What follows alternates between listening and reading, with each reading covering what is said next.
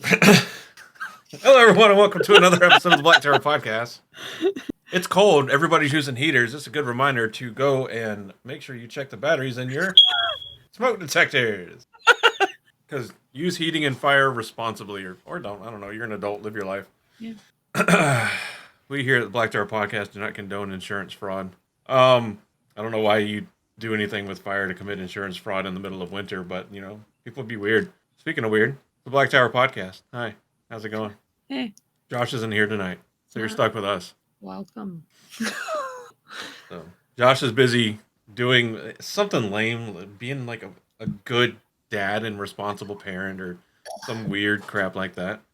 Don't come at us with your responsibility. Gosh. Keep your responsibility. Just because you love your own well-being more than us. Just because you care for your kids doesn't mean you need to bring us into. Oh man.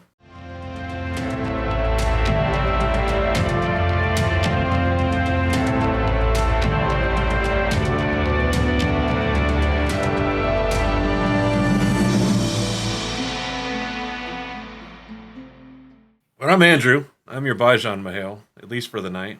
And I apparently know exactly why the Innkeepers drink. Oh, there you go. That's apparently what I chose for myself today.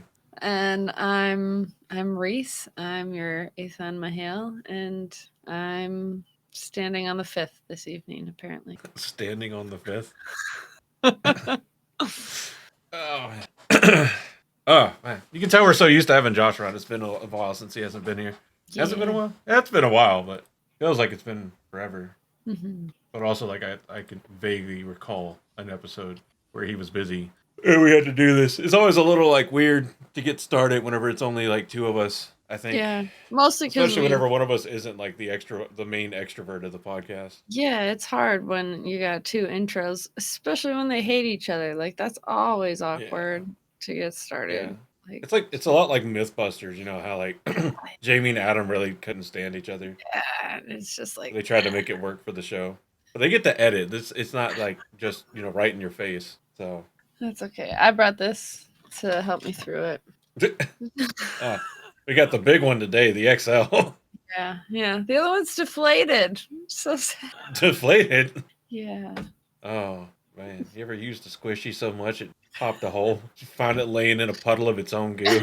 Just sad and shriveled. Sounds like Thursday night. Oh, man. A little sliver of its former self, yeah. Well, if you find yourself deflated or like a sliver of your former self and just need a pick-me-up, head on over to w.gg.com, use code BTP, or use the link in the show notes and description down below, and get 10% off their Generous Energy Blends. It's fantastic, great energy, just a scoop will do you. Put it in a shaker cup, stir it in a cup. Don't give a shit, dry scoop it. Do whatever you want, get some of that energy, get going, and before you know it, you'll no longer be a shriveled up squishy. You'll be at full, I don't know, inflation. There you go. Get W'd, yeah. No more flopping over to the side. No more waking up in a puddle of your own goo. Oh man, go check it out. They have a bunch of like really great flavors. We still got to get some more for all of us and like try them out. Like I'm pretty sure the ones in my cabinet need to be tossed because they've been there for a while. Your sure it has an expiration date. Yeah, my W powder is probably turned into like a W energy powder rock. Still early in the episode. I don't want to say wrong things too early, and YouTube gets mad. I was gonna say, I'm thinking a certain thing that Reagan introduced into certain communities back in like the 90s. If you're not catching what I'm dropping, it's in my W containers. That's what they've turned into. They've turned into massive government conspiracies. Oh man. Sorry, anyway. Debbie. Like a weird increase in sales this week. Yeah. Weird. A lot of people buying like really short reusable metal straws too. I think they've done like some anime collabs and stuff too. Yeah, because I remember talking about it last time with Josh because he had started watching and got into Solo Leveling.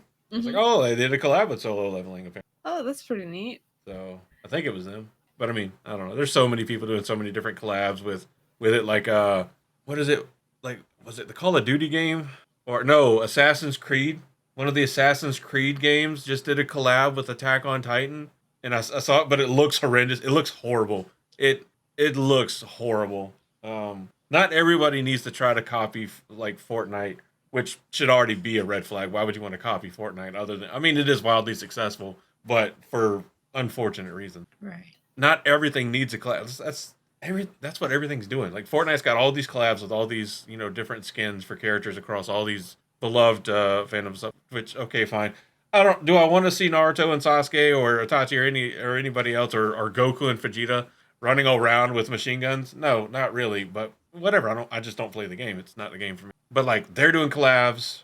Wizards of the Coast, of course, ran out of ideas. So Magic the Gathering is like all collabs now, and it's like they did a collab with Transformers. Why? Well, clearly, Andrew, you hate money. Clearly. That's the problem. I hate money, and that's why I'll forever be poor. I'll be of the peasant class with my come on, swirl right there. We go. Yeah. I fucked it up. See, if I was rich, I wouldn't fuck it up. I'd be used to it by now. Glenfiddich 14, not as good as the 12-year. For some reason, harsher than the 12-year. Makes no sense. Should be smoother, but whatever. It's a special or a limited run allegedly that says like it's in a red, white, and blue kind of container. Fun. Probably why it tastes harsher. Anyway, to protect you from the harshness, and that's you, the listeners, of potentially being spoiled, here's your spoiler warning. Welcome to the Black Tower, a Wheel of Time podcast. Alright, let's check here. Okay. This podcast episode will be spoiling books 1 through... let's be honest here. Whatever Josh lets slip. So how about you pull that spoiler condom all the way on? Anyway, quit your whining. The last book came out in 2012. He was actually a ghost, and Rosebud was the name of his sled for creator's sake. I'm Rosebud. Alright. Reese, you're responsible for tonight's topic. Oh boy. Why don't you educate the folks? What do we be doing to talking about on this late afternoon? Tonight we are discussing, some of the, I suppose, unsung heroes of the story. Because look, we love Rand and Matt and Perrin, but let's be honest. If we were in Randland and we owned an inn, these boys would not be allowed within a badger's throw of our building. This is the Innkeepers and what they really think of the Taviran in the Wheel of Time. I love the cute little Taviran in the window. He's eyeing those brews. Wait, what are he they? looks fucked up. Yeah. He looks fucked up already. I also don't know why like the cup has like a button over like the one underneath the pouring glass, why it has a button over cover, which is a smart idea for like making sure your drinks don't get like hampered with, but also it has like a weird vein. Mm-hmm. Yeah. Yeah. It's an interesting choice. I think it's like an interesting take on like a dice cup, but it's like a little too literal as a cup. Like this cup needs to be able to hold dice, and I need to be able to drink out of it. Which I'm all for functionality. Yeah, so that's true. And again, the leather flip over cover, that could be a revolutionary drink design for the wanton Taviran running from the shadow. Button your covers, we gotta run, lads. Whole new meaning to batten down the hatches. Yeah, so this is a cool idea because we talk about innkeepers like here and there as they come up in the story, or as other characters go by them, but we don't really ever give like the innkeepers too much of their own focus. I think the only innkeeper that really gets a ton of their own focus just happened to start a very successful show on YouTube, a while ago. After surviving the last battle and being a beta reader and everything. Some guy named Matt Hatch, and I think Anas took over or is helping out with that stuff now. Yes, I was making allusions to Matt Hatch. It's like the main innkeeper the Wheel of Time fandom talks about. And I don't know if you guys know this, doesn't actually run an inn. Scandal, A skin. blasphemy, sacrilege. I'll come after you with my cudgel. Not the cudgel. Not the stick with a massive knot at the end. No. All right, so let's get started. So innkeepers, like they serve are like a pretty good. They're fun in the story, but they're also like a really good plot device too for like world building. So the inns themselves, by nature, and it's like anybody that's played DoD has probably seen this 1,000 times. Like how many times has a D&D campaign started at a tavern or an inn, and you overhear four different conversations, and the one you pick is like how you're starting your adventure, or if you pick the right conversation with the right person, the current objective, if it's like a kind of like planned out campaign, is easier because this person is actually powerful and can help and is going to help you out or has a special artifact that they'll give you. And miraculously, sometimes you pick that and your party doesn't choose to just like, I'm going to kill everybody in the tavern. D&D and murder hobos. But so inns, especially in the Wheel of Time, they're like those communal like places, gathering and get together places where people come and talk about everything. I mean, it's kind of like the polis and like ancient, or I say ancient, but yeah, ancient like Greece, right? In Athens, where everybody would come together and discuss, what's going on in the city. And the same thing happens to Rand and Matt and Perrin. How many times do they learn information just sitting in a tavern or an inn, and somebody starts talking about like, yeah, this weird shadowy figure was over here. I mean, the first time they really all get together and start talking about like we've all seen this shadowy figure is at the Wine Spring Inn, and they're all like the fucking Spider-Man meme, like you've seen it too. So you have these like community centers, these areas where people just get together and chat, and then especially with like the Wine Spring Inn, it's also like where the village council meets. Like that's their political meeting place, which I can appreciate. If I was stuck on some kind of governing body for a village and I had the option to meet somewhere where I could also just drink ale during the meeting, fuck yeah, great. Yeah. But in some cases, again, Wine Spring is one of the best examples of it being like an all-in-one building because it's like the biggest building in the Two Rivers or in Mansfield. It's got the most space. It's the most up to date. It's probably honestly the best well kept. Through one, it's needed and they do a bunch of their business there, but also the guy that owns it is kind of like in charge of the entire village. So there's that. But it just serves as a hub for everybody to kind of do whatever they need to do or meet or do trade, make deals, whatever the case is. So when you live in a world that doesn't have like social media or telephones or widespread mass communication things, like there's no like real printing press. I mean, I'm sure in some areas there are, but not everywhere. This is where everybody comes to get the rub of the day or the news of the day. I guess I should say rub of the day is down at the strip mall for an extra like $50 in the back through the curtain. The old rub and tug. Happy ending. You hope it's happy. Sometimes it's just chafy if they run out of lotion. It's like a Brillo pad. Ow! It was an ending, I guess. There are neither happy nor sad endings to the Wheel of Time, but it was an ending. It gives a whole new meaning to Rand and his pipe at the end of the story. It started smoking out of nowhere. I don't think we know what happened. Friction is a thing.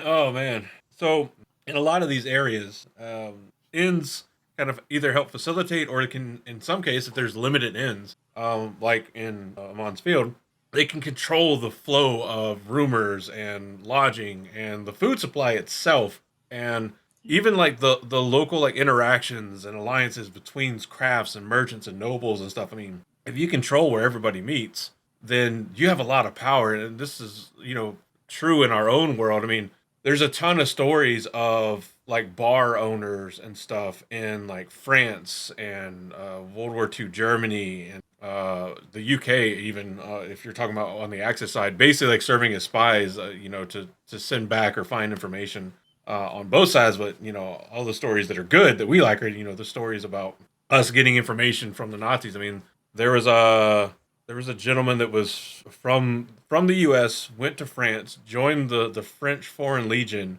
I think during World War One, maybe. But he became like wildly successful and decorated during that. Wound up running a nightclub that that like all of these famous like authors and stuff like Fitzgerald and a couple others would come through, and then whenever the Nazis came in and took over in France, he still ran the nightclub, but he was feeding information. He was part of the French Resistance and was feeding information Nice. until they found out, that it was probably him doing it, and then he came back to the United States. It's a really cool story. I'd have to look up the gentleman's name to find it again, but he wound up with the I forgot what France is like. Their equivalent of the Medal of Honor. He got awarded that by like the French president. Nice. After all, it's a really cool story. That's Again, awesome. Fat Electrician on YouTube. I watch a ton of his stuff. Shit's hilarious, and it's really good and informative. And I love history, especially war history. Anyway, you can get a lot of info from there, and you can find a lot of people there. So Jordan uses them really well, and he likes giving them memorable names and personalities. I mean, what are some of the taverns or inns that you can remember right off the cuff? Right off the cuff, one I remember is the Blue Bull, which is Paul Bunyan and why can't it Ox's name? But the blue Was it ox. like Bonnie or something? Hey Siri, what was Paul Bunyan's ox's name? Babe. Babe, thank you. You're welcome. Yeah. So yeah, that's one that I remember. Like I feel like he sticks a lot of little like Easter eggs in those names. So there's I remember generally like because I'm a fucking child. The ones that are like kind of like the naughty funny names like the 9-horse hitch, which even like I think Min makes a joke about being like okay, I get it. There's easing the badger. There's a lot of them. I mean, the long man, the yearly brawl. I'm looking at a list of them now and just being like, which one of these stand out to me? There's the wandering woman. It's a little insulting in a way, but three plum court, the stranded goose, the shaken fist. The shaken fist. Yeah. Clearly not one that Rand goes to after a certain point in the story. There's a ruffled goose. Womp womp womp. Yeah. The Queen's Lance, the Plowman's Blade, the Oarman's Pride, the Blind Pig. I mean, there's a bunch of them. I mean, that's just like the ones that just sound like funny. The Good Knight's Ride, that's a good one. That's a good name. What is that one again? Where is that one? It's in Lugard, run by Duranda Tharn, who was one of the Izanirs for the Blue Aja. And she's the one that Suan goes to get information on where the Blue Aja went when the tower broke. Maybe that's why I remember it, or why I like the name, because it's from Fires of Heaven. And with a name like the Good Knight's Ride, it has to be good. But yeah, so you get like these funny, memorable names or conversations about it, or just names that stand out for one reason or another. So you kind of like remember them and their innkeepers, at least by proxy. And then a lot of these innkeepers are given this salt of the earth archetype, right? That that they're generally they're nice, they're helpful, they're stern, and you can rely on them to generally all kind of be of like at least the same moral fiber, but generally trustworthy, unless they're skinny. Yeah. Never trust a skinny innkeeper. Never trust a skinny innkeeper. Which I think we see the phrase, and then next thing you know, they go to an inn, and there's it's the inn in Four Kings, and it's a skinny innkeeper, and it's like, I wonder why they said don't trust the skinny innkeeper, and then there's like the fucking two like strongmen for the inn are trying to steal Rand's Heron Mark blade, and then the other dude, I can't remember his name, the Dark Friend shows up and is like, I'm just here to kill you. It's okay. That's all. And the strongmen are like, yeah, that's fine. We still get to take the sword. And then Rand's like, unfortunately for you, I have unlimited power. Phenomenal cosmic power. Yeah. Itty bitty acorn peanut. So, with that part being done, I think we can actually get into more of like what the topic was, like kind of how all this shit works and looks through the innkeeper's eyes or through the eyes of a civilian in comparison to like the active like Taviran and people that are like in the know, in the circle of like, I know what's going on. Whereas the innkeepers are just chilling there one day, and then suddenly these people show up and shit starts going crazy in and around their town. So you want to take over here? Sure. I think this is one of those interesting ones where it's like the kind of like the calm versus the panic, where like you've got your everyday civilian who's just gonna like see everything and be like, oh, this is happening. Oh, I heard this. Oh, I heard this. And the innkeeper's going to kind of just be standing behind the bar, like, yeah, I have the rest of that story, so I'm not too concerned. And but at the same time, when they do start seeing the weird stuff that starts happening as these Taviran are showing up, I have to assume there's kind of a bit of like, yeah. Like, no, this isn't happening. Not at my inn. No, I've been around too long to let this kind of stuff get me. No. Like, I feel like they've kind of got to be doing a bit of that. But then at the same time, like, I'm sure it's probably paired in with like they're starting to get weird stories flowing in and starting to hear weird reports, and all of a sudden like the crazy stories from the people in town aren't that far off from what the informants are saying. And then these crazy Tavirans show up and all of a sudden stuff starts going crazy, and meanwhile these innkeepers who are usually calm and collected and in the know are like, well, what is this? What is this? I think that Imagine being one like an innkeeper that you like. We're in one town. Weird shit started happening, and I don't know, something like lightning struck your tavern or your inn, and you're like, look, shit's weird. I'm just gonna move, start up somewhere else. I know a place I can start a new one over here, and you move, and for months everything's going fine, and then you start noticing like the same precursor sign, like those yeah, go ahead. like the Taviran things, like the doors sticking or swinging, or more like all of a sudden a whole Yeah. bunch of travelers arrive or a whole bunch of travelers leave, or Whole like bunch those of people start getting married. Yeah, or people are surviving crazy falls. Yeah, Like, like a baby just fell out of a second story window on their head and doesn't even have a scratch. But, the town captain of the guard of the Night's Watch, like, turned his head too fast and just fucking croaked.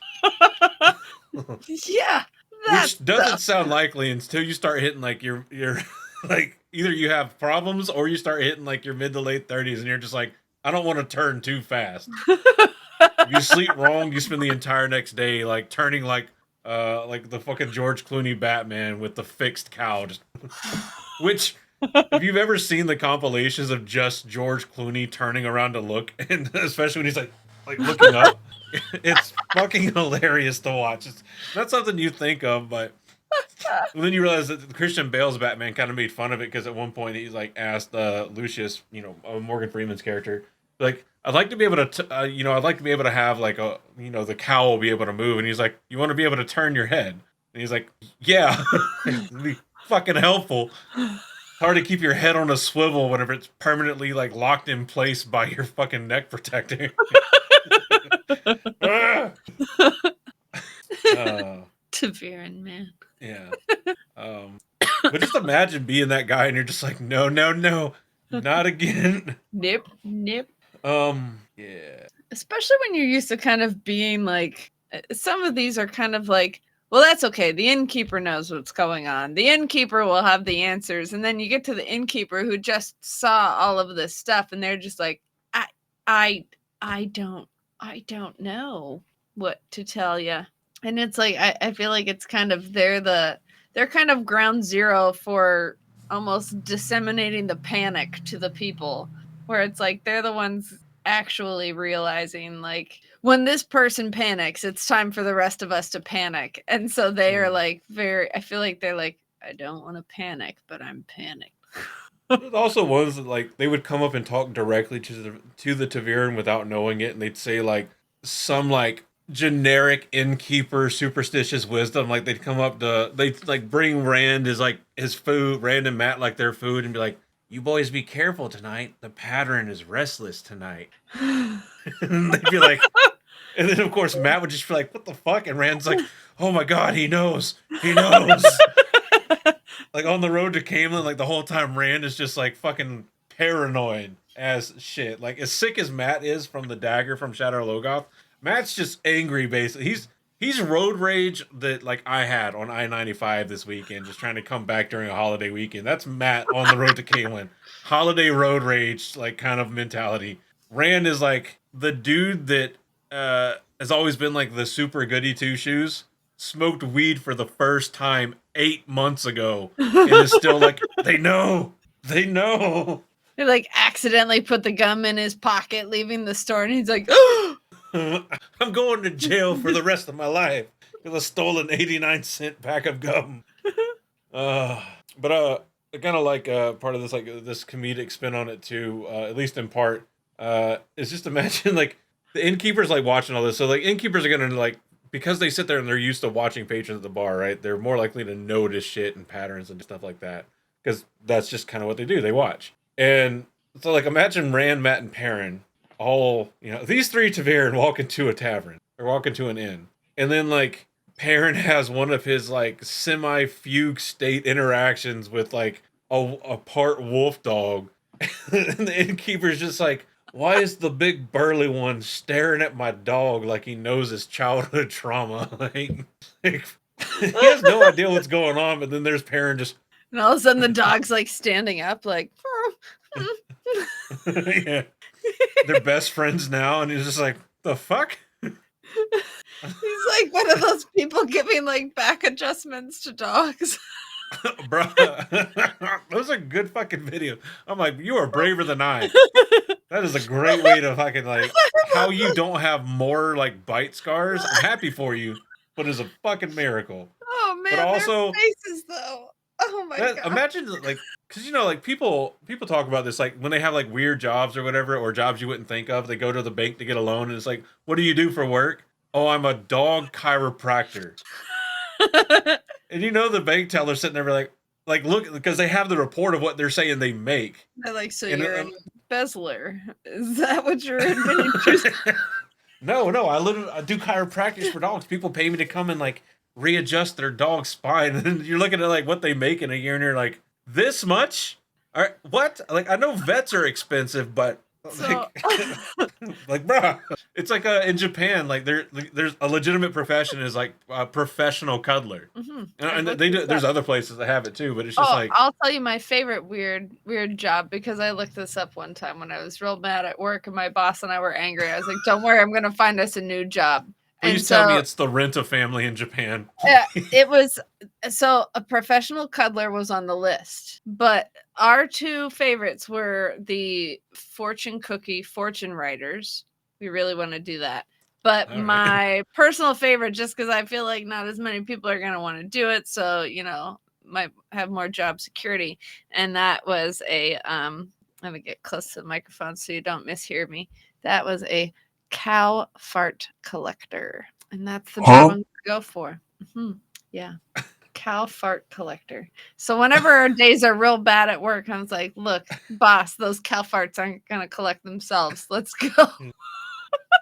Bruh.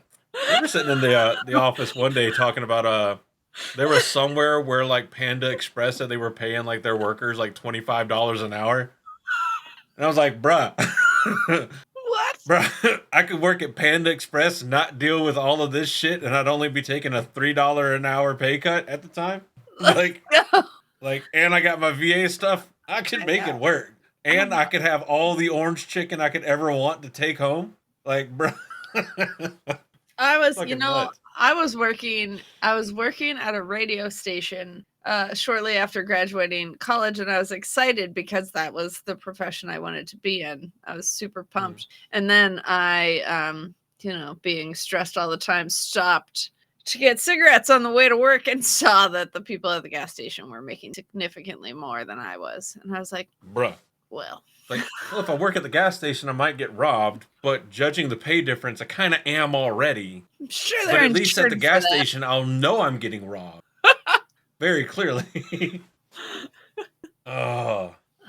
It's wild. But yeah, it's like, I know Japan is known for having like kind of wild shit anyway. But I'll never forget the first time I came across like you can rent basically portions of or a full family for like days at a time.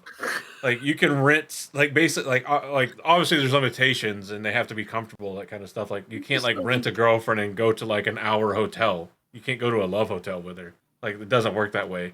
But once she's out of work, if she is attracted to you and y'all decide to do that, that's fine. But you can like rent a girlfriend, a wife, a mother, a father, siblings, like all that shit just for them to go around with you and like pretend to be your family. Because like some people like they just don't have that with their family anymore, either because of like shame or because they've passed away, that kind of stuff. Like the comfort, and I mean that in, like the legitimate like above the table, no like bunch of wow wow intended comfort industry in Japan is nuts. Yeah, it's absolutely nuts. Interesting.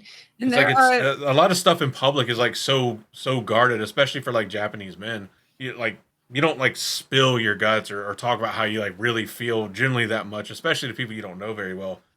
Which I've seen a lot of like Japanese women say is like one of the things they like about foreign men, that foreign men are a little bit more direct and open about how they feel. Which like makes things a lot easier. And it's like, I mean, yeah, but where's the fun in that? Yeah. If you want to play games, you gotta play games. Where's the fun in just making like communication and relationships easy and healthy? Like, where's Wait, the fun in that? What's that? That's a line from The Office. What kind of guy just says exactly how he's feeling all the time? Like, what kind of game is that? It's true though. Like, it is weird though. If you met somebody that did say exactly how they felt all the time and communicated effectively, half the time you're going to be like, is this a trap? Like, there's no way you're this effective at communicating. No, nobody does it. But all right, talking about innkeepers, let's talk about some actual innkeepers. And there's no better place to start than the beginning with the Alviers in the Two Rivers in Amon's field. Mainly, we all know Bran Alvier might own the building, but is it really his inn? No, it's Marin's. Mistress Alvier runs that shit, and she runs it very well. So like she's incredibly competent at reading people. Like she always, I mean, it helps that she's been there since Matt was like conceived and born. So she knows Matt's shit. She's seen it all. She knows what he's doing. Whatever. Yeah. Like I've seen the bullshit he's pulled. I know about the fucking dog covered in flour.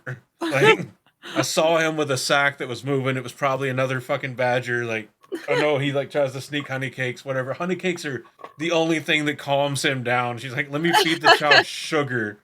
She's like weird positive reinforcement. Like, like you want a treat, huh, Matt? You want a treat? Let me give you some sugar. This will calm you right down, buddy. Yeah, send you home to your parents so your dad can beat the shit out of you with a bow staff and call it training. When Marin shows up, she's immediately like suspicious as shit of her. Like most people are like, super like courteous and like I'll give you whatever you want, Aes Sedai. And she like sees Marin, at least in the books, and is like, the fuck do you want? Like, what are you doing? What are you doing in my waters? Nothing. Certainly not paying children silver to leave the village with me. No, of course not. The wise handful of Tarvalin marks. It's attached to your coin voice, mother liquor. So she used all that, but later on, we see a lot of her strength, like during the Trolloc attack, because she's kind of like one of the main ones that leads the charge for them to reinforce the lines during the actual Trolloc attack. The one in the books, not the one on the screen, because those of you that have only watched the show may have been misled from how epic the Battle of the Two Rivers actually was. It's initially a barrier line. There were the wooden kind of not palisade walls, but little pike walls. And it was the ring of the men of the Two Rivers region had all coalesced. Like everybody had kind of come down into Amon's field for safety. The White Cloaks were in the middle, protecting the women. Heavy quotations on that. While all of the male warriors that are the men, because they're not even like warriors really. I mean, some of them are experienced like Tam and that, but they're there to fight the Trollocs. The Trollocs show up. They got a bunch of numbers. They're beating the shit out of people. People are beating the shit out of them. Parts of the line start to collapse. They're retreating and retreating closer and closer. And the women, especially like Marin Alvear and Mistress Luhan, see that hey, they need fucking help, and the White Cloaks are like, yeah, we can help, but we're just gonna leave. And so the White Cloaks run away. And so like Marin Alvear and Mistress Luhan kind of lead the charge. Like I think is it Mistress Alvear that like runs in with a frying pan basically and is like bonking the shit out of Trollocs.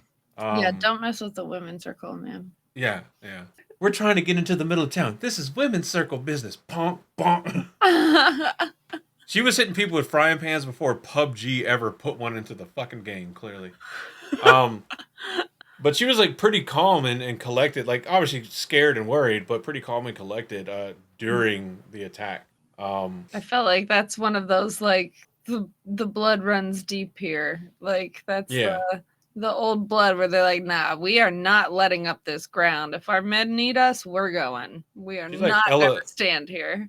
She's Elisandra without the channeling, but with a frying pan. Mm-hmm. It's like on the front lines. Like I might not have the one power, but I've got this one well-seasoned cast iron skillet. That's right. I'm about to beat the shit out of you with it. Like, you know how fucking badass you got to be to see?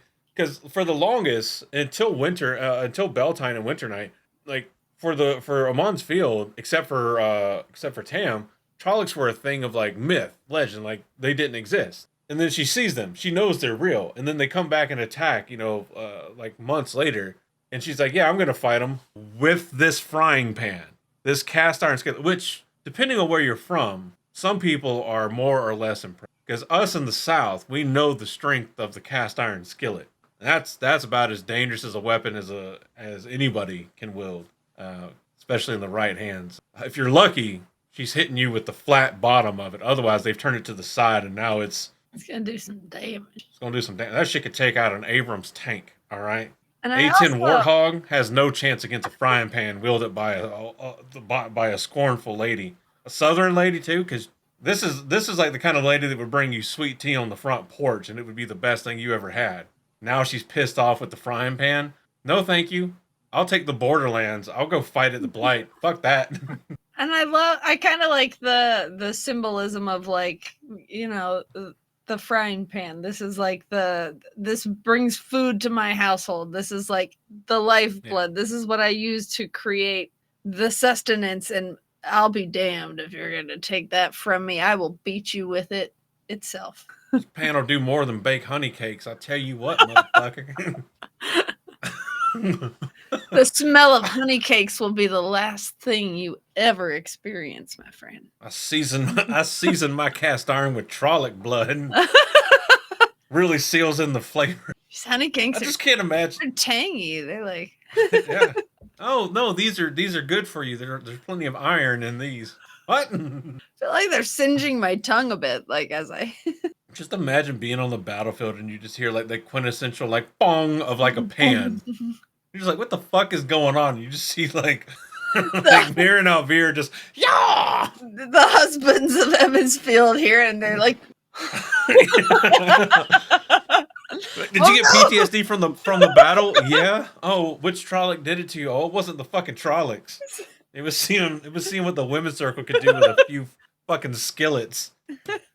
Fucking even the Thatcher, Coplin, right? One of the what was his name? Fuck. Sin Buoy and yeah, Sin Buoy. Yeah. Yeah, Sin Buoy. Even Sin Buoy started cooperating after the fucking skillets came out. It's like, yes, man. But Bran's role for it, he just did like the politics and shit and trade whenever it came around. And then like when Marin and like Tam and then like one of his best things is like when Marin heals Tam Althor, he's just like, guests these days bring the weirdest problems. Moving on, and it's just like fucking love it. Okay. So then we have some ends that the Taviran or their presence absolutely destroys. Do you want to do this one? Sure. Okay, so we've got the Stag and Lion in Verlan. So this one we've got the 3 village boys showing up, and I love like the newspaper headline that this starts with. 3 village boys caused local political upheaval at the Stag and Lion. More tonight at 6.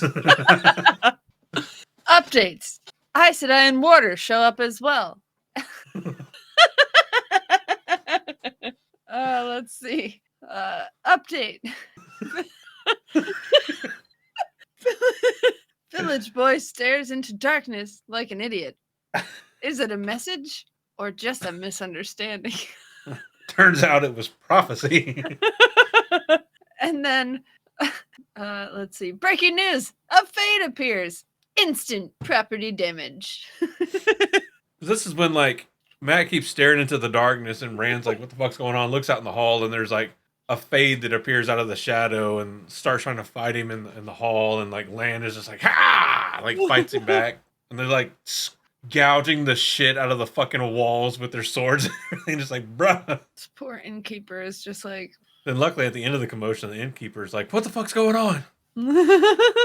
This is why I don't allow farm boys with swords. A new policy? I've been thinking about it. I should have already done it. Check them at the front desk. Speaking of checking things at, like, the front, I was walking out of Planet Fitness yesterday, and I noticed on the way out above the door, they have a sign that says, leave your ego here. And I'm like, I'm supposed to have an ego coming in and then leave it before I leave, like, check it in here at Planet Fitness and leave it? Like, what? I think your shit's on the wrong side. Like, it should be at the front door whenever Like you're like, oh, walking in. judgment-free zone. It's like walking the planet. I'm here to pick up my ego. I'm ready to work out. Yes, I'm here to work out. Can I get my ego from the locker, please? Oh, yeah! I'm gonna get swole! No, I'll teach Zumba, bitch. Staff! What the fuck do you know, string bean? Then as you're leaving, good workout? Well, I don't know. I think it could be better next time. Maybe one day I'll be a real boy.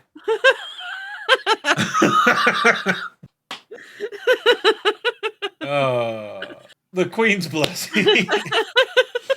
I just looked at the instant read when seeing Taviran from Basil.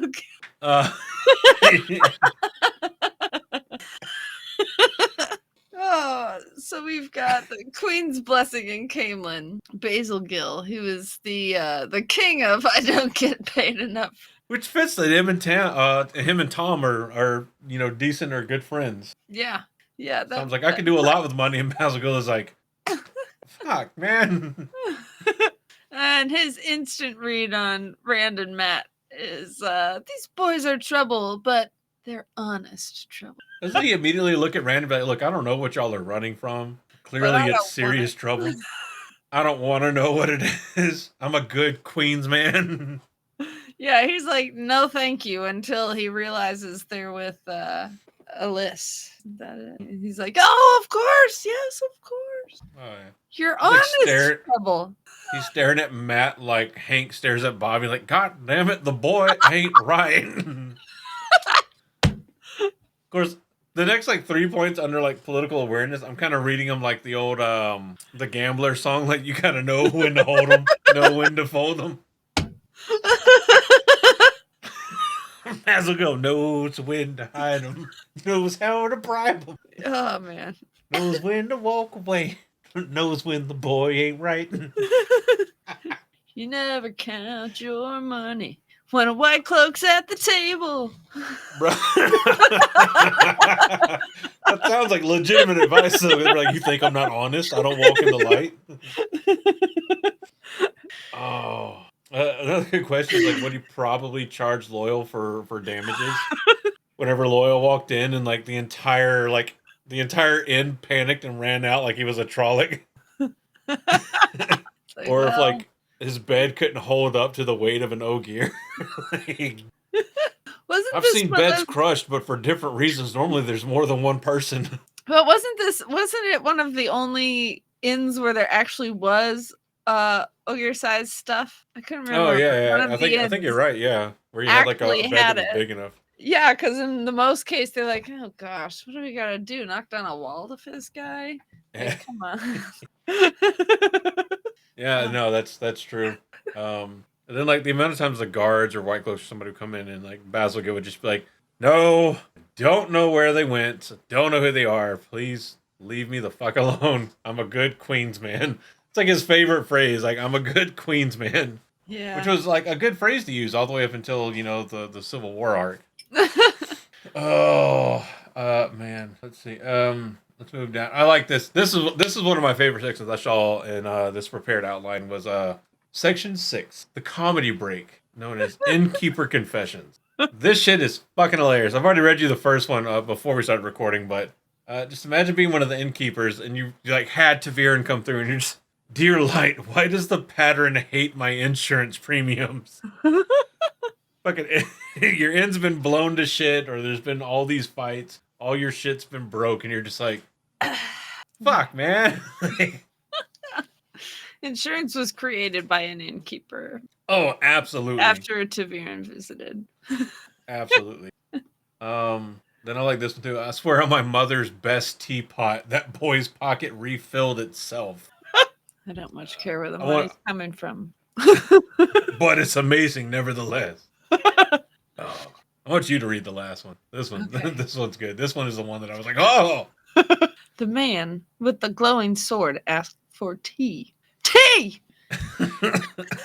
It's like, bro, the shit innkeepers, they just go into it like, again, how many times do the fucking people that we follow in this series just go into an inn and do the craziest fucking shit like it's nothing? I know. I think Or get about treated like, like it's nobles. And it's just like, and we never really, like, until now, I never really thought about, like, what does the fucking innkeeper think about this shit?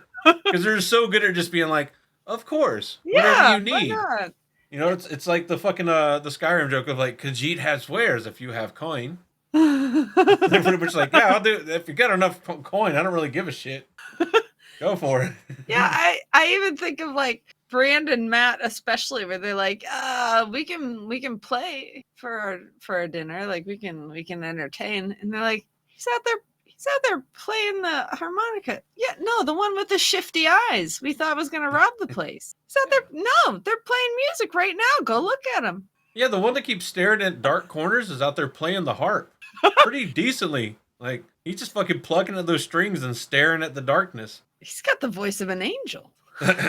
He's not right, but the boy's not right, but he sounds good. He's not right, but his voice ain't left him yet. Oh, so there's gonna be some impacts, right? Beyond what we already talked about, or including what we talked about, but the impacts that these Taviran showing up are gonna have on innkeeping as an industry itself. So like short-term boons that they're gonna have are good things. Nobles and Aes Sedai tend to follow Taviran. They tend to get pulled along. That means not just a little money, a lot of money coming into the city or town, mainly the inns, because they're all going to need a place to stay.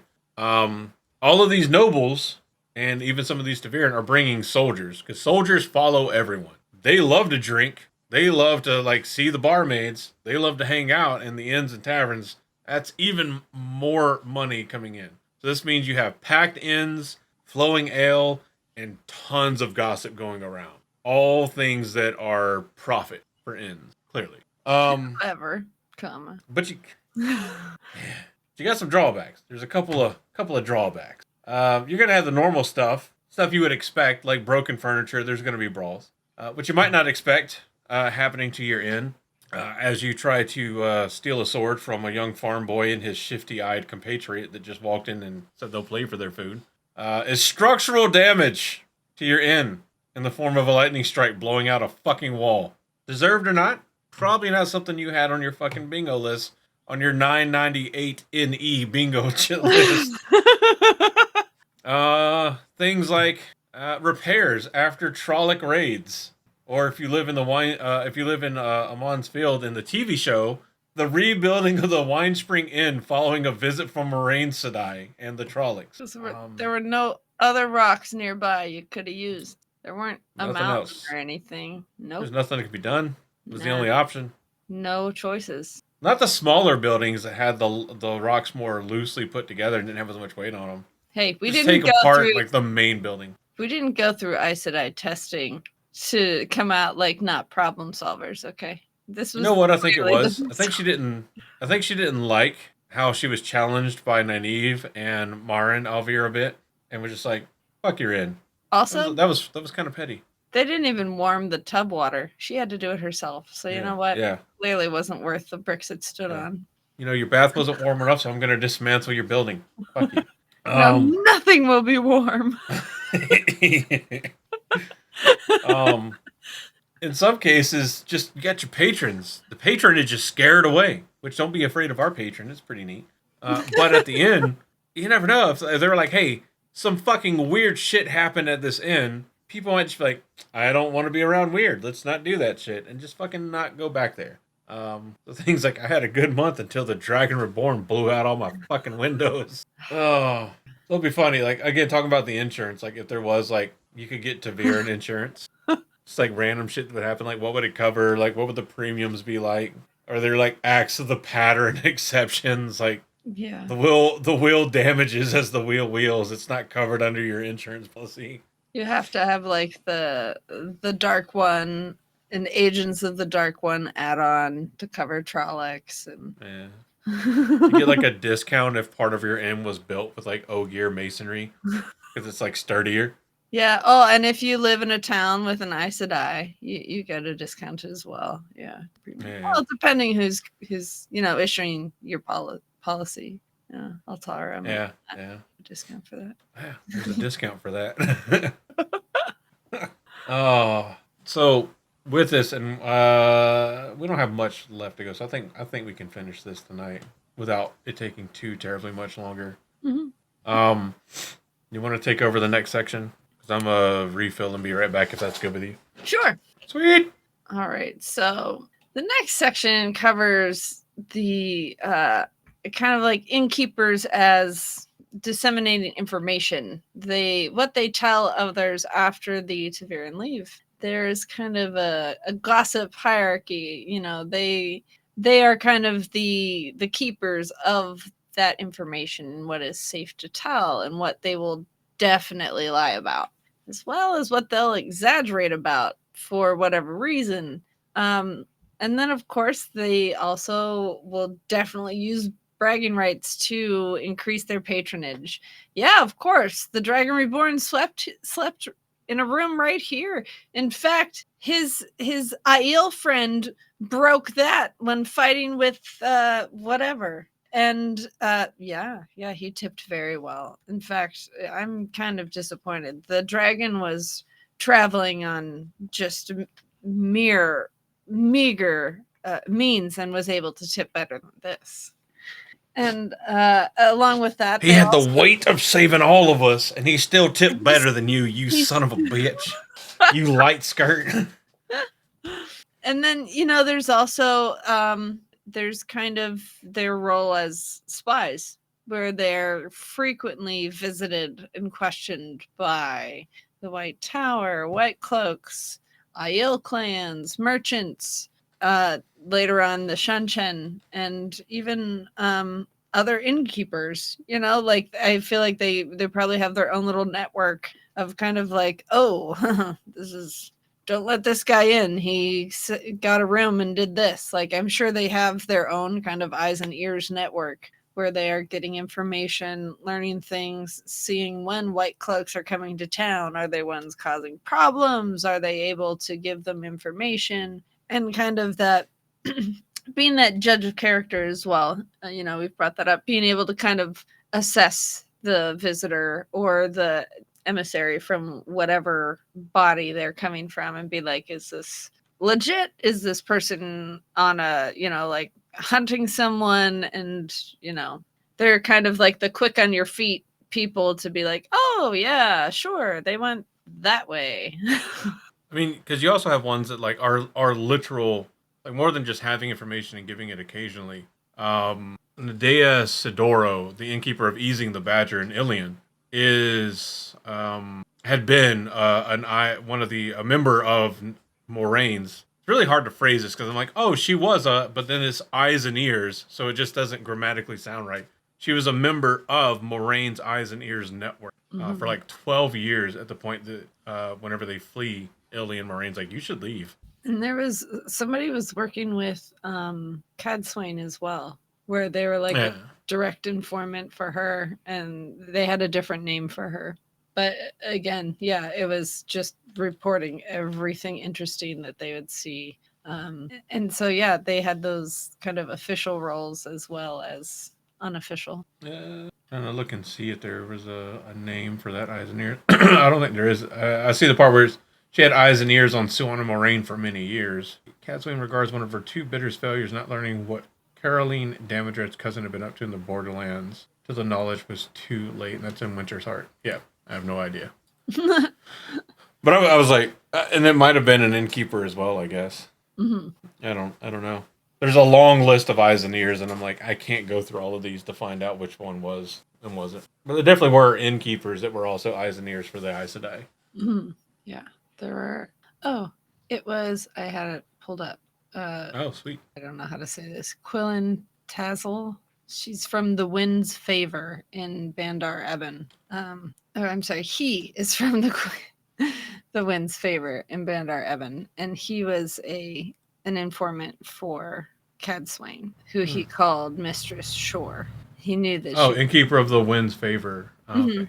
Hey, okay, I got you. Bandar Eben is in Abu Dar, right? Or Eridomon, sorry. Yeah. Yeah. That's right, because they have the flag that the fandom wiki has fixed over the last couple of years. It will always be the thing that sticks out to me about the flag now is just like the sigil flag, whatever has been fixed. What did it used to be? So this was and I generally tell this story as like my like claim to fame on like Cave Geek Arts. So the last officially licensed map made for the Wheel of Time was made by Cave Geek Art. He did it on like Buckskin. And when he was doing the Eridomon flag, he did it based off of like a lot of the artwork that was out there. Most of the artwork out there was wrong because the description of the flag is that it's a sword with the point pointed down and a hand grabbing the blade pointed down, basically. And what a lot of depictions had was that the gauntleted hand would still be grabbing the hilt, or either overhand or underhand, but grabbing the hilt with it pointed down. And that's not. The description is that the hand is grabbing the blade pointed down. And so whenever he was making the icon, the sigils or flags or banners, whatever you want to call it, to put on the map, and he did that when I happened to be watching the stream, and I was like, hey, that's wrong. This is how it's described. And because he got the official approval from Bandersnatch Group, Team Jordan, to make the map as an officially licensed product, he was able to reach out to Maria at the time to confirm whether he was doing it right or wrong. And Maria confirmed that most of the artwork out there was wrong, that it should be what you now commonly see as the flag, with the gauntlet hand grabbing the actual blade of the sword with the sword pointed down. Very cool. That's awesome. And I'm like, yes! That was me. But, I mean, that's a better thing for the guy that paid KV Art who knows how much money, because those projects are not cheap, and I know that one especially definitely wasn't. So that person, like, got a more accurate map with accurate symbology and a little bit of, like, lore behind it, all because your boy decided to randomly search Wheel of Time on Twitch.tv and came across it, and just good timing, good luck, things aligned. Tavern, if you will. Indeed, we will. So when something says grabbed by the blade, it means the blade. Crazy. But much like Twitch.tv, Innkeepers are like the OG social media, man. Yeah, that's true. They spread Everybody that info. Oh, yeah, they were spreading that info all over the place. Spreading more than info. But also, like, you also wound up with, like, a bit of an issue of, as a kid, did you ever play, like, the telephone game? Where, like, somebody would tell you something and you tell the next person, and by the time I got to the end, it was something completely different. Generally, for the telephone game, it's because somebody thought they were being funny and changing the story. Or somebody was like, I don't think I can say that. They wound up with, like, innkeepers that are either knowingly or unknowingly responsible for, like, half of the room that we get throughout the story. Like, I heard that this happened. All right. Maybe it did, maybe it did.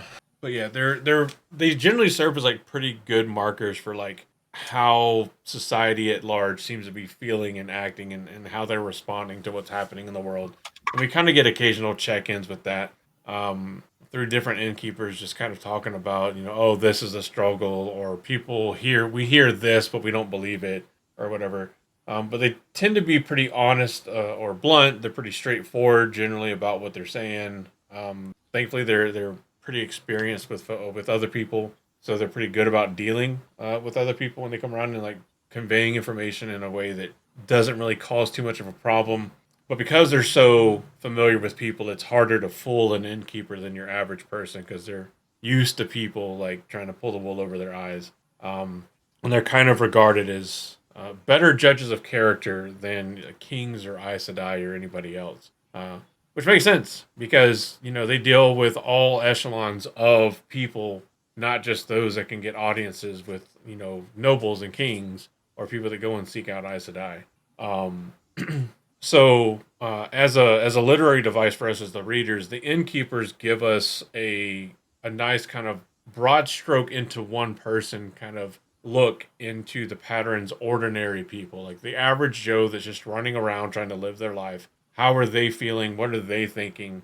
And we're kind of getting all of that through the innkeepers. So they're like the local community representatives for each of, well, wherever we're at, for Cairhien, for the Two Rivers, for just pick a spot. Every spot has an inn or has a tavern. And they kind of provide themselves as like a bit of an anchor to bring a little bit of realism to a fantastical world where it's like, you have like people that can literally use magic to change like everything around them. Meanwhile, you got this other dude that's just trying to like not over or under pour the pitchers of ale. So he's like min-maxing his expense to profit ratio.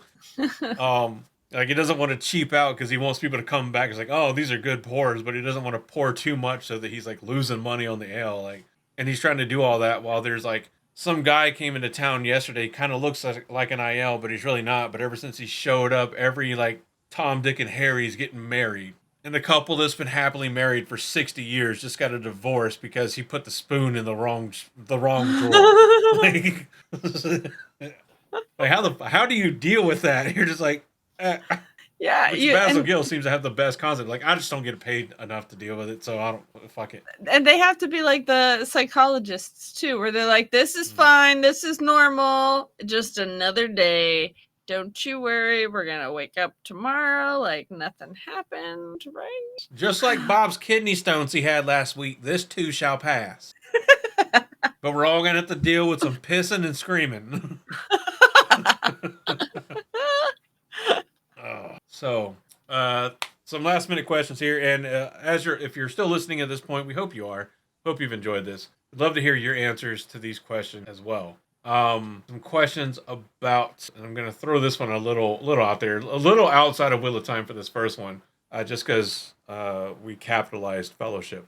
So, taking in mind the concept of the Fellowship of the Ring from Lord of the Rings. Of the innkeepers we know and remember, because there's a ton of the innkeepers, but the ones we know and remember, is there an innkeeper that you can think of that would survive very well hosting the Fellowship of the Ring? Like just that whole meeting, this super secret meeting, this ring that's like going to potentially doom all of Middle Earth if it's not handled properly. You got like these high profile hitters, like there's a fucking elf with like he's real pretty and got nice hair. And the fucking like leader of the elves is there. You got fucking Gandalf the Grey there. You got all these fucking people there. There's a dude that says he's in his 80s, but he looks like he's barely in his 30s. Yeah, I feel like there's a super easy answer for this one. I mean, it's to tell Annan. She's not impressed. Yeah. She's not impressed by any of that. She's not impressed by any of that. She's like, nah. You sit down, you'll pay like everybody else. I don't care. In the middle of discussing like who's gonna carry the ring, and she's just passing out bread. Like, oh, who cares? I've seen it before, and they're like, seen it before? The fuck you mean?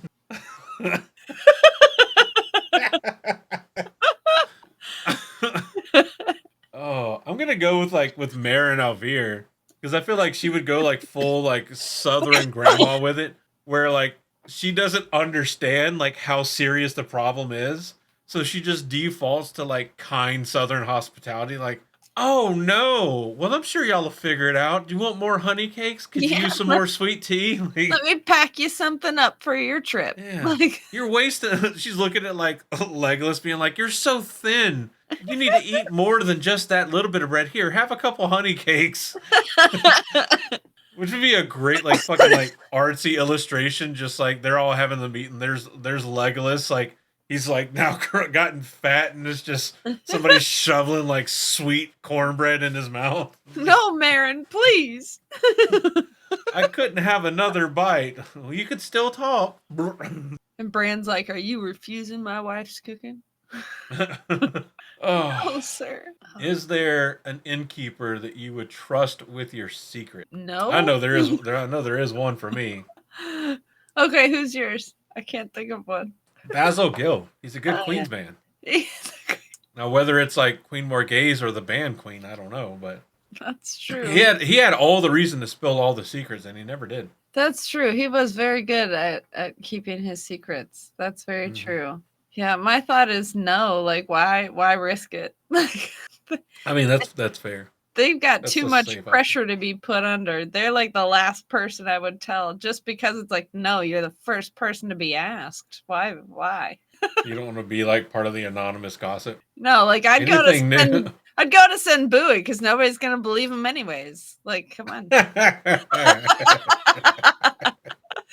I tell all my secrets to the village lunatic. Do you have an innkeeper that you think runs the best kitchen, or a best innkeeper kitchen? Because not all innkeepers actually run the kitchen. Like Basil I Gill was doesn't actually actually run the thinking- kitchen. I was actually thinking Basil Gill's. Was it his wife or just a cook? I don't think it was his wife because I don't think he was married.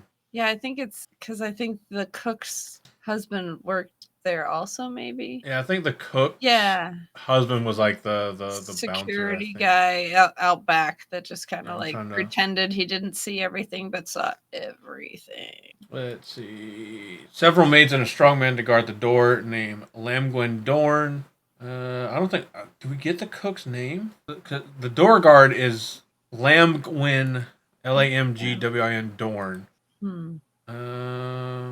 Right, 6'2", 6'3". Didn't use the cudgel. Need to. Who was the cook at the fucking? Who was the cook at the Queen's Blessing? Come on, back button work, damn it! Come on, Google, do your thing. Colleen? Yeah, Colleen, the cook at the Queen's Blessing. Yeah, that sounds right. I feel like that's a. But everyone just called her contender. cook. A little fucked up, but Colleen. Uh, Don't name your cooks Colleen because it's too close to colon. well, you know she's gonna take care of it. Right, because but yeah, because she's the one that looks at Rand and says that he looks a lot like Tigraine. Oh right. Okay. This is funny. She has so much authority in the inn and over Basil Gill that many assume that she is his wife. Okay, and that's the yeah. Yeah. Because she's just like, no, get out of my kitchen. You can eat, but get the fuck. Our food will be ready soon. It'll be brought to you. Get the fuck out of my kitchen. Also, tell Basil Gill to clean the fucking drains. Sick of this shit. Nothing goes down. Nothing drains. I'll cook all day in this fucking house. Nobody helps me at all. So yeah, listeners, fans, whatever you want to call yourselves. I like listeners. Fans sounds conceited. Yeah, what do you think? So, do you have an innkeeper that you think would survive hosting the Fellowship of the Ring? Is there an innkeeper that you would trust with your secrets? And which innkeeper or innkeeper's kitchen do you think is run the best? And of course, credit to whoever the cook is actually running the kitchen. Let us know down in the comments or show notes down below. Final thoughts on this fantastically fun topic, Reese. The POV of the innkeepers dealing with the bullshit. I mean, I you gotta hand it to them because they're one of the ones that like. I mean, it's one of those life goes on, you know. Everybody has to keep going through life, but these ones literally can't stop at all because life keeps pouring through their door from the road, from the wars. They can't stop no matter what happens, and I'm sure with the info coming in, they'd like to, because my goodness, if anybody would like to turn away from the pattern, I'm sure it's the ones that see the most of it. Oh, I'm so curious at what's prompt. Sorry. I'm asking things, and I'm like, what is this going to do? No, I absolutely agree. Like, the Innkeepers, it's such a good... I mean, clearly, because it's been... Like, D&D, I think, also... when was D&D created? Holy shit. When was D&D created? 1970. Okay, so I was just making sure. I was sure it was before Wheel of Time, but I just wanted to make sure. So, especially because later on, Robert Jordan and Team Dragon kind of greenlit a bit of a kind of like Dungeons and Dragons-esque release for Wheel of Time. I would love to think that part of like the thought behind Robert Jordan doing Innkeepers is that D&D classical fantasy adventure kind of thing where like if you need information, like RPG games do it all the time too. If you need information, go to this bar, go to this tavern. It's like a known thing that bartenders and innkeepers and tavern masters like hear the gossip and the rumors of the town. Like, oh, it's a main thing for like Skyrim and Oblivion, like Elder Scrolls games, right? Go here to find more information, and it's just like it's done so much that there's an easy way to look at it as like lazy, but it's just realistic. Because where are people going to talk more than a place where you can go, eat food, and drink? So you're already releasing your inhibitions, feeling the ale on your skin. No one else can feel it for you. So you got to do it at the tavern. And just start talking about what's going on. That's right. Maybe dandle a barmaid on your knee. Who knows? With consent. Of course, right. Oh gosh. So I have some simulated journal entries from Innkeepers. We have 8 choices. So we have Marin Alvear, we have Basil Gill, we have the Innkeeper of the Stag and Lion, a random Cairhien innkeeper for the 5 rings in the Foregate, an Amadisian innkeeper, the Silver Hoop in Amadesia, the proprietress of the... Okay, ignore that one. That's not an inn. The innkeeper of the Dancing Sands in Eric Domon, or a Tyrian innkeeper for the Harvest Home near the Stone of... Or you can just pick a number 1 through 7. I mean, I definitely want to hear what the Stag and Lion one has. Stag and Lion. Innkeeper of the Stag and Lion. So this is the right after... So, entry date after the Fade incident. Yes, that. Never in 50 years of running this inn have I seen fools like these boys. First, the tall one nearly stabs my cook by accident. Then the curly-haired one glares at shadows like they insulted his mother. Then the big one keeps looking at my cat as though they're having a silent conversation. And then a Fade shows up. A Fade! Ran me out of half a week's worth of patrons. If an Aes Sedai hadn't stepped in, I'd have lost more than that. They left before dawn. I didn't charge them. Light knows I should have.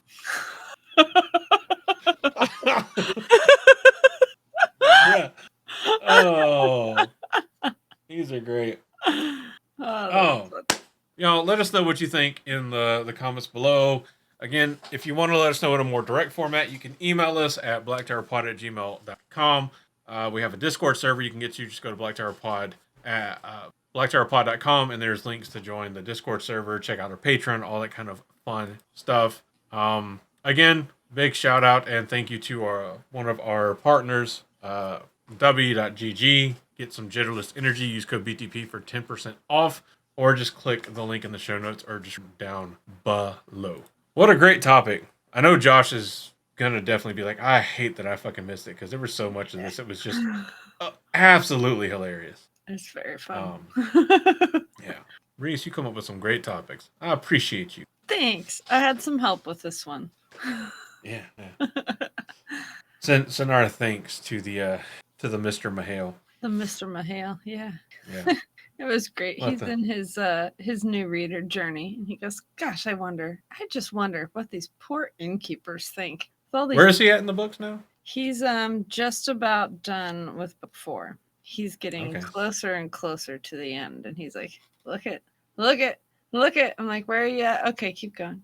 I like to think of it as less about getting closer to the end of book 4 and closer to getting to the start of book 5. That's the book. Yeah. That's the book. You gotta let me know whenever he reads, when he finally gets through the Far Snows in book 5. I'm so excited. He kind of like stalled out for a bit, and now he's been on a kick lately, and I'm like, okay. Because then I'm gonna have to message him and be like, "Hey man, We should find some igloos to rent. Not within auditory range of each other, but it'd be a fun trip. Spring the syrup. Excuse me, is your igloo soundproof? Are these solid core ice blocks? What are the soundproof qualities of ice? Y'all, we love y'all. Thank y'all so much for listening. That's gonna do it for tonight. We'll see you next week when we talk about more Wheel of Time. We love you. Good night. Goodbye. Goodbye. You've been waiting for this moment, for this feeling to grow. In the shadows, always watching, always running the show. In the tower, you can bring your pain. In the tower, you can feel the strain. You've been having so much trouble